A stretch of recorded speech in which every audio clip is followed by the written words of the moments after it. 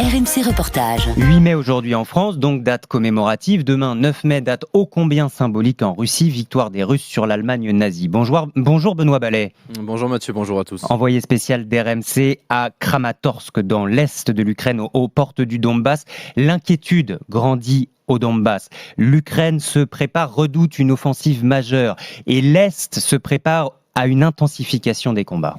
Oui, ici on sent que la situation se tend depuis plusieurs jours. Hier soir d'ailleurs, pour la première fois en une semaine, nous avons vu des avions, des chasseurs passer au-dessus de nous dans le ciel de Kramatorsk, volés à très basse altitude. Ils allaient de l'est vers l'ouest, aucun doute. Donc il s'agit d'avions de combat russes. Le maire de Kramatorsk en est certain. Demain, à l'occasion de la commémoration russe de la victoire sur l'Allemagne nazie, la guerre va de nouveau s'intensifier. Ici, Oleksandr Goncharenko nous a reçus dans son bureau au 2e étage de l'hôtel de ville, aux entrées barricadées par des sacs de sable blanc.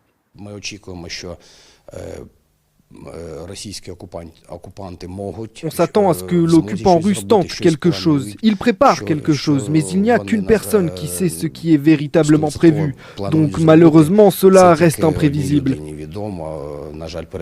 Mais ce qui est certain, c'est que l'intensification des combats est en cours. Des combats acharnés se déroulent en ce moment à 45 ou 50 km de la ville. Les attaques sont de plus en plus violentes. Les tirs de roquettes sur Kramatorsk ont repris ces derniers jours. C'est difficile de prédire ce qui se passera demain, mais on s'attend à une escalade dans le conflit.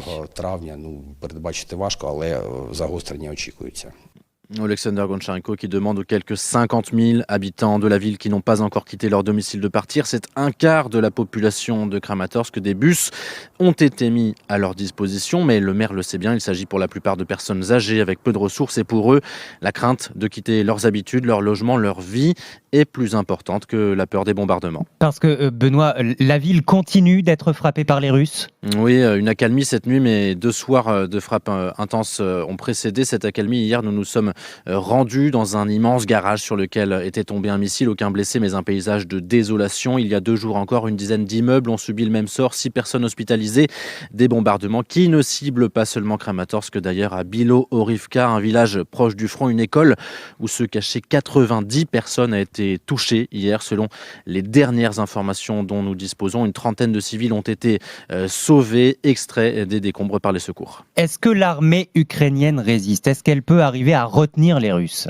Alors Mathieu, malgré la détermination des soldats ukrainiens, la réalité est là et elle est dure. La puissance de feu des hommes de Volodymyr Zelensky est loin d'atteindre celle de leurs ennemis. C'est le constat qui est fait par Vitaly Barbarash. Il est militaire et maire de la ville d'Avdiivka, une ville sur la ligne de front. Les armes ukrainiennes ne sont pas assez performantes, dit-il.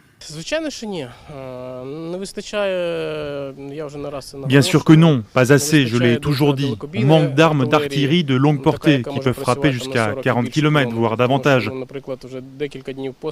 Parce que par exemple, ça fait plusieurs jours d'affilée qu'on est sous le feu de l'artillerie russe à 30 km de nos positions. Voilà, on a besoin d'armes d'artillerie de longue portée pour répondre. Et ce n'est pas tout.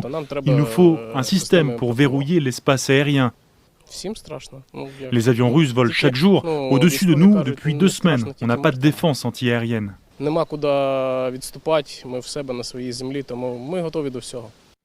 pour l'instant, aucun couvre-feu n'est prévu demain dans le Donbass, tout comme à Kiev. Le message aux habitants est clair, ne pas prendre à la légère les sirènes d'alerte et se réfugier dans les abris aussi vite que possible.